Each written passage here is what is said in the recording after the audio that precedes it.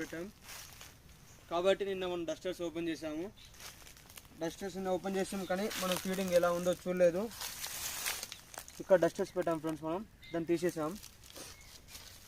మనం దాన్ని ఫీడింగ్ ఎలా ఉందో చూడలేదు.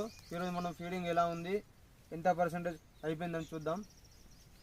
సో ఫ్రెండ్స్, ఇది పైన వేసిన మెండకు పక్క పెడదాం.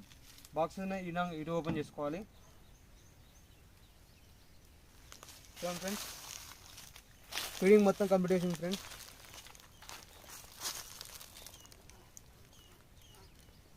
మొత్తం ఫీడింగ్ కంప్లీట్ చేసింది. బీస్ కూడా కొంచెం కొంచెం పెరుగుతున్నాయి.